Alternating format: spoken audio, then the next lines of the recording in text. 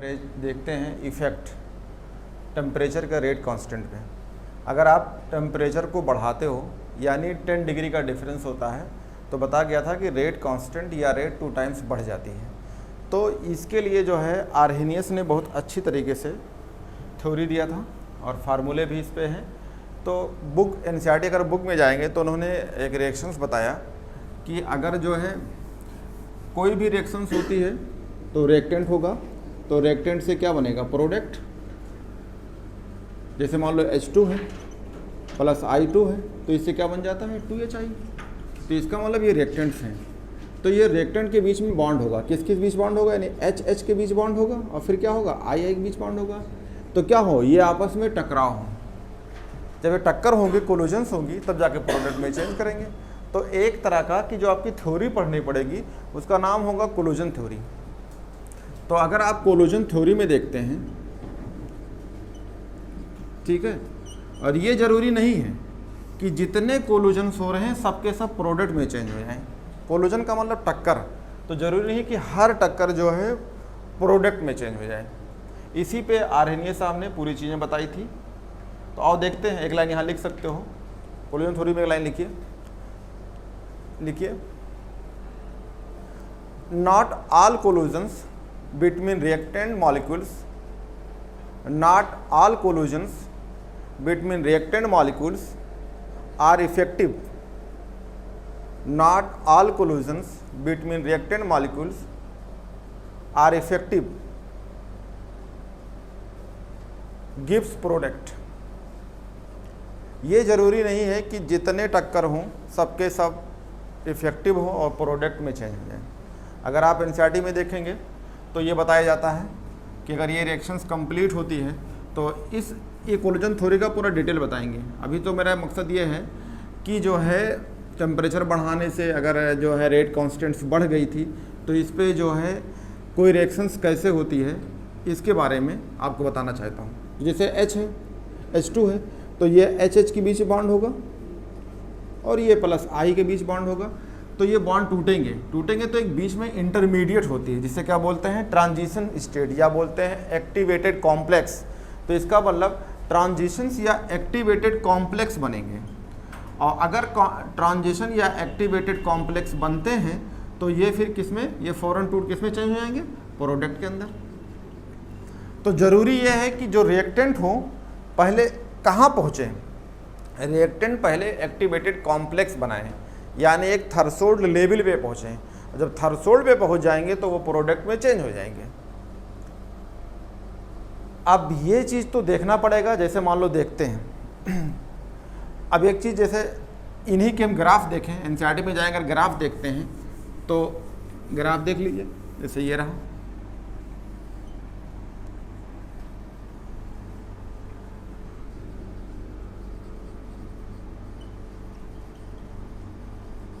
इधर reaction coordinate है, इधर एनर्जी होगी। इस एनर्जी को आप पोटेंशियल एनर्जी कह सकते हैं। क्या कह सकते हैं इसको, पोटेंशियल एनर्जी। और कोई बैरियर होगा, यानी थ्रेशोल्ड लेवल या थ्रेशोल्ड बैरियर होगा। मान लो रिएक्टेंट यहाँ पे है, R यहाँ पे है, तो रिएक्टेंट यहाँ होगा तो रिएक्टेंट को कहाँ पहुँचना होगा, अगर इसमें से जितने मॉलिक्यूल्स होंगे अगर वो थ्रेशोल्ड को टच कर लेते हैं, यानी अगर ये कहाँ पहुँच जाए, थ्रेशोल्ड पे, तो ये फिर प्रोडक्ट में चेंज हो सकते हैं, मान लो P में चेंज हो जाएंगे। एक चीज़ ध्यान रखिएगा, अगर मान लीजिए ये प्रोडक्ट में चेंज होते हैं तो ये प्रोडक्ट ऊपर भी हो सकता है, नीचे भी हो सकता है। अच्छा, कोई भी रिएक्टेंट होगा तो उसकी खुद की तो एनर्जी होगी, कुछ ना कुछ एनर्जी होगी। जैसे कोई बैठा हुआ है तो उसकी एनर्जी है, वो चलने लगा, तो उसको बाहर से आपने किसी ने पीट दिया, कुछ बोल दिया तो चलने लगी। तो खुद की एनर्जी जो होगी, और जो खुद की एनर्जी होगी वो अपनी एनर्जी है, और उसे अगर यहाँ तक पहुँचना है तो उस एनर्जी को देनी पड़ेगी। तो उस एनर्जी को क्या बोलोगे, एक्टिवेशन एनर्जी, यानी खुद की एनर्जी, और उसे अगर आप बाहर से एनर्जी दोगे तो उसे क्या बोलेंगे, एक्टिवेशन एनर्जी। और अगर ये खुद की एनर्जी और एक्टिवेशन एनर्जी मिला दिया जाए तो उसे क्या बोलेंगे, थ्रेशोल्ड एनर्जी या थ्रेशोल्ड बैरियर्स। ध्यान दीजिएगा, थ्रेशोल्ड एनर्जी या थ्रेशोल्ड बैरियर्स, ये प्रोडक्ट में चेंज होएगा। तो जैसे मान लो रिएक्टेंट आपका है, आपने बताया H2 है और ये I2 है, तो ये चेंज होता है 2HI में। तो इसमें जो है रिएक्टेंट क्या होंगे आपके, H2 होंगे प्लस I2 होंगे, ये एक्टिवेटेड कॉम्प्लेक्स है, तो यहाँ क्या बन जाएगा 2HI, HI बन जाएगा। अच्छा ये बताओ जितने H2 और I2 हैं क्या सबके सब प्रोडक्ट में चेंज हो जाएंगे? ये बात पॉसिबल है? नहीं। यही चीज़ तो आपको समझना है, इसलिए एनसीईआरटी में 3 ग्राफ हैं और इस पॉइंट को आप बोलते हैं एक्टिवेटेड कॉम्प्लेक्स। एक्टिवेटेड कॉम्प्लेक्स, तो ये तो सबके साथ होगा, जो भी रिएक्टेंट होगी अगर उसे प्रोडक्ट में चेंज करना है। तो इसका मतलब है कि आपको रिएक्टेंट को बाहर से एनर्जी देना पड़ेगी, और जो बाहर से एनर्जी देते हो वही एनर्जी क्या कहलाती है, एक्टिवेशन एनर्जी। तो हेडिंग लिखो एक्टिवेशन एनर्जी क्या है, एक्टिवेशन एनर्जी, यानी जो बाहर से सप्लाई करते हैं। जैसे मान लीजिए कुत्ता बैठा है, उसके ऊपर पेट्रोल डाल दिया, तो कुत्ता एनर्जी अपनी तो होगी ना, उसमें पेट्रोल गिरा दिया तो धन से दौड़ निकल लेगा वहाँ से। इसका मतलब समझ सकते हो प्रोडक्ट में चेंज हो जाएगा। तो जो बाहर से पेट्रोल डाला है पेट्रोल वाली एनर्जी कहलाएगी, तो इसकी एनर्जी प्लस बाहर से एनर्जी मिला क्या कहलाएगी, थ्रेशोल्ड एनर्जी। तो इसमें लिखो एक्टिवेशन एनर्जी, लिखिए it is extra amount of energy, it is extra amount of energy given to reactant molecules. It is extra amount of energy given to reactant molecules,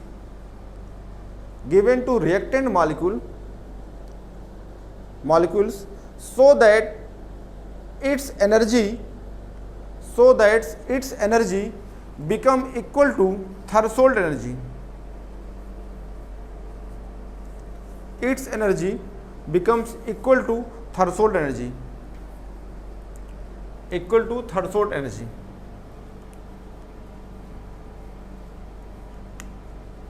ये रहा। तो जो ये रिएक्टेंट होगा इसकी अपनी एनर्जी होगी, तो इसे क्या बोलें, क्या बोलते हैं, ER, E one energy, R का मतलब रिएक्टेंट की।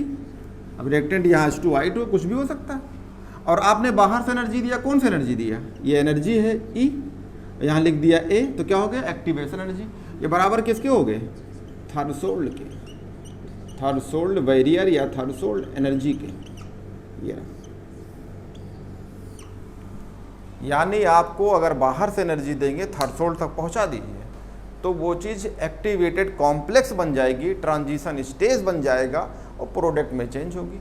जैसे आप ही लोग हैं, बहुत लोग तैयारी करते हैं, उसका पार्टनर कुछ बात बोल देता है कि ऐसा कर लो भैया ज़िंदगी बदल जाएगी, तो उसे बाहर से उसने कुछ बात बोला है, एनर्जी दिया, और वो अगर मान लो दिन भर सोता रहता है तो अब जागना स्टार्ट हो गया, कहाँ पहुँच जाएगा, प्रोडक्ट में, यानी थ्रेशोल्ड पहुँचेगा, थ्रेशोल्ड से वो MBBS में बदल जाएगा, यानी प्रोडक्ट में चेंज हो जाएगा। तो ध्यान रखिएगा, बाहर का एनर्जी जो सप्लाई होती है वही होती है एक्टिवेशन एनर्जी कहलाती है। ठीक है, तो अगर ये बात क्लियर हो गई कि आप ये जो रिएक्टेंट हैं ये सब के सब प्रोडक्ट में चेंज नहीं होंगे, ये बात आप जानते हैं, ये वर्ड भी है कि जितने लोग प्रिपरेशन करते हैं सबके सब डॉक्टर नहीं बनेंगे, ये आपने सुना होगा। यानी ये चीज़ें अब आप देखते हैं, मान लो एक क्लास में 100 लोग बैठे हैं, तो 100 के 100 डॉक्टर बनेंगे नहीं, तो आओ देखते हैं इस पे ग्राफ। तो इसका मतलब क्या है, तो अगर ये चीज़ जब नहीं होंगे तो इसका मतलब है कि आप इसमें देखना चाहते हैं, तो एक नाम होता है fractions of molecules, fractions of molecules, और आप ग्राफ देखेंगे काइनेटिक एनर्जी में, एनसीईआरटी में देखेंगे तो ग्राफ है fractions of molecule kinetic energy, यानी कितने लोग जो है प्रोडक्ट में चेंज होना चाहेंगे। यानी इसका मतलब है उनके पास एनर्जी तो है, लेकिन वो जो है प्रोडक्ट में पहुंच पाते हैं कि नहीं। इसका मतलब उनके बीच में कोलोजन कैसा है, ठीक है, एक्टिवेशन एनर्जी कितना है, इन सब चीज़ को देखते हैं। तो अब एक वर्ड होता है फ्रैक्शंस। फ्रैक्शंस का मतलब क्या, 100 में 10 लोग, 100 में 5 लोग, 100 में 3 लोग, ऐसे करके देखा जाए। तो अगर आप देखते हैं तो ये देखा गया कि जब सब के सब रिएक्टेंट नहीं चेंज होंगे तो कौन होंगे। तो एक ग्राफ है, ये काइनेटिक एनर्जी ग्राफ है, और इधर क्या है, फ्रैक्शंस ऑफ मॉलिक्यूल्स। ये रहा। अगर इसमें देखा जाए ग्राफ, तो एनसीईआरटी में अगर जाएंगे तो 2-3 चीज लिखी होगा ऐसे करके। देखो लिखा होगा NE अपान, देखना एक चीज मिलेगा आपको, NE अपान NT। इसका मतलब क्या है, N का मतलब क्या है, नंबर, E का मतलब क्या है, एनर्जी। ये क्या है, N का मतलब नंबर, T का मतलब टोटल। टोटल में से कितने लोगों के पास कितनी एनर्जी है, इसे बोलते हैं फ्रैक्शंस। 100 लोग हैं तो 100 में कितने कितने के पास कितनी एनर्जी है। आओ देखते हैं। जैसे मान लीजिए आपने यहाँ से 0 से स्टार्ट हुआ ग्राफ, ये एनर्जी तरफ जाते हैं और ये फ्रैक्शंस वर्ड हैं। तो जैसे मान लो ग्राफ ये हुआ,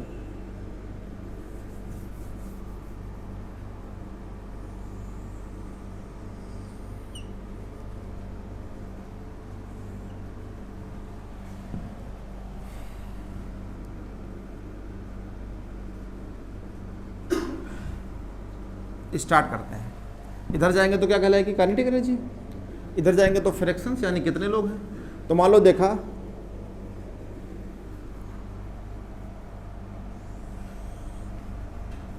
मान लो मैंने देखा यहाँ से स्टार्ट किया, यहाँ पे पहुँचे, तो यहाँ पे देखा फ्रैक्शन मान लो 2 लोग हैं, तो एनर्जी कितना होगी यहाँ पे। मान लो यहाँ में ग्राफ देखा 100 में, मान लो 100 में यहाँ पे 4 लोग हैं, तो एनर्जी कितना है यहाँ पे। मान लो हमने देखा 20, यहाँ पे 10 लोग हैं, तो एनर्जी कितना है यहाँ पे। ये एनर्जी है, ये एक्टिवेटेड कॉम्प्लेक्स वर्ड नहीं है कि ये प्रोडक्ट में चेंज हो जाएंगे। ध्यान रखिएगा कितनी एनर्जी है। यहाँ पे पहुँचे तो मान लीजिए यहाँ पे 20 लोग हैं, तो एनर्जी ये है।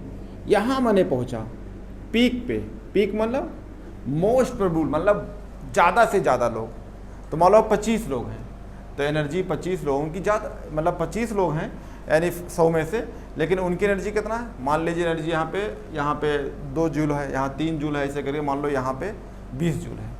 तो आप देखेंगे ज़्यादा से ज़्यादा लोगों की एनर्जी क्या है, 20 जूल है। लेकिन ये मतलब नहीं है कि वो प्रोडक्ट में चेंज हो जाएगा।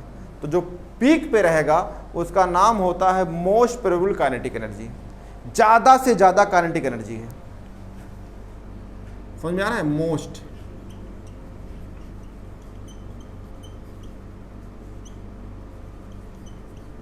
काइनेटिक एनर्जी, इसका मतलब क्या है, समझा रहे हैं आपको। और यहां पे मैंने एक वर्ड बता दिया, एक लाइन खींच दिया। इस लाइन का मतलब है, ये जो लाइन है ये है आपका एक्टिवेशन एनर्जी।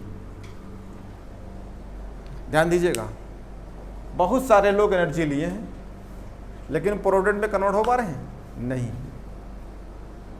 ध्यान दीजिएगा, यहाँ तक अगर मान लो पहुँचना है, अगर यहाँ तक पहुँचना है, मान लो कितना है 50 जूल एनर्जी अगर यहाँ तक है, यहाँ पे अगर हम मान लें कि 50 जूल होगा तो लोग कन्वर्ट हो जाएंगे, प्रोडक्ट में चेंज हो जाएंगे। इसका मतलब एनर्जी तो है लेकिन सब के सब कन्वर्ट नहीं हो रहे हैं।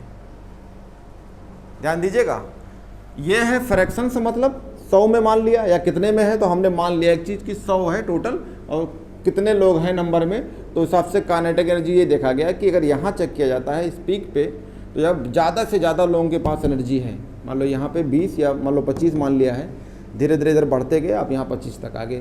25 पे ज़्यादा लोगों के पास एनर्जी है, लेकिन 25 में ये नहीं क्षमता है कि सबके सब प्रोडक्ट में चेंज हो जाए।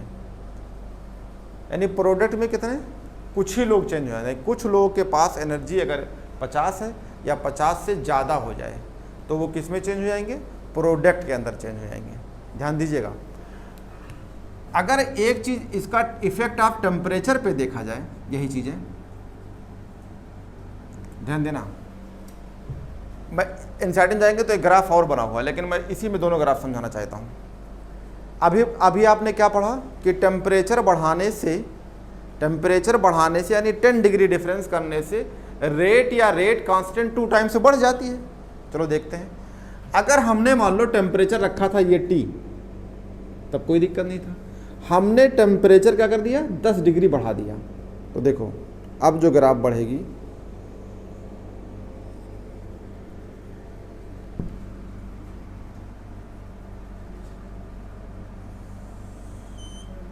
ये वाला कौन सा है, T + 10 सेंटीग्रेड।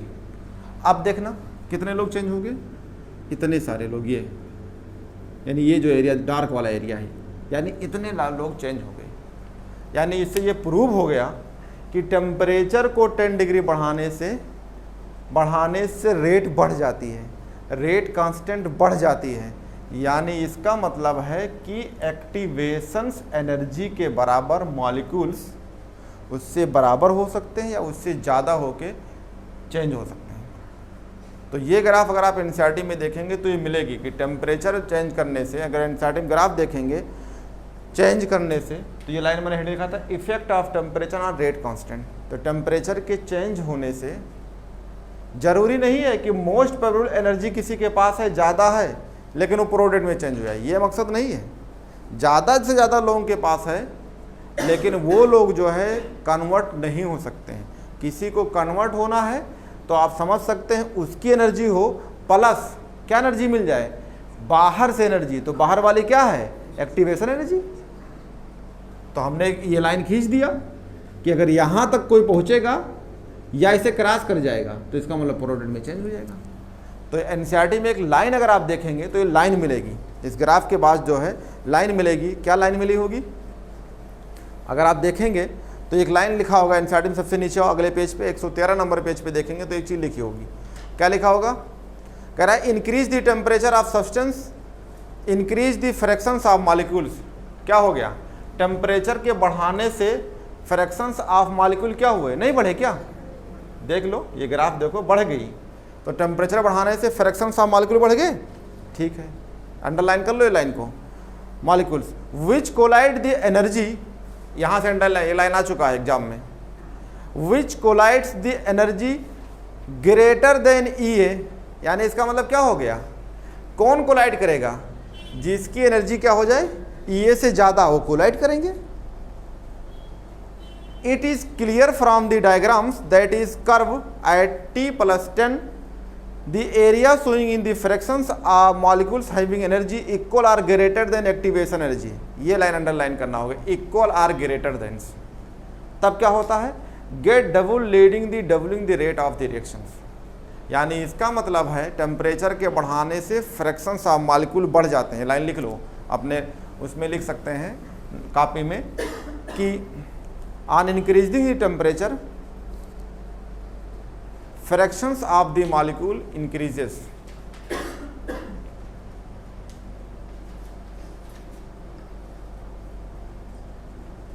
molecule increases। और दूसरी जो लाइन आपने अंडरलाइन किया है यहाँ से, the fractions of molecules having energy equal or greater than activation energy। ये लाइन जो है आप भी नोट कर सकते हैं। यानी इसका मतलब यार सबके सब तो चेंज नहीं होंगे, तो कुछ फ्रैक्शन वाले चेंज होंगे। तो ये लाइन तो हम लिख सकते हैं ना कि फ्रैक्शंस ऑफ मॉलिक्यूल, एक लाइन लिखो।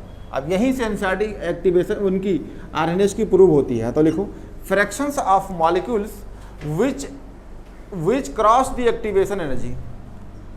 Fractions of molecule which cross the activations energy। एक बार मैं इसको फिर समझाता हूं आपको। मैंने बताया कि बहुत सारे इसमें मॉलिक्यूल हैं, फ्रैक्शंस में नंबर में है, देखेंगे गिनती में, और अगर पीक पे देखते हैं तो बहुत सारे एनर्जी लिए रहेंगे, लेकिन ये जरूरी नहीं है कि एक्टिवेशन यहाँ तक पहुँच जाए या क्रॉस कर दें, है तो बहुत सारे। तो इसका मतलब क्या होंगे, बहुत सारे लोग तैयारी करते हैं, बहुत सारे मॉलिक्यूल हैं, लेकिन सब के सब प्रोडक्ट में नहीं चेंज होंगे। यानी रिएक्टेंट जितने होंगे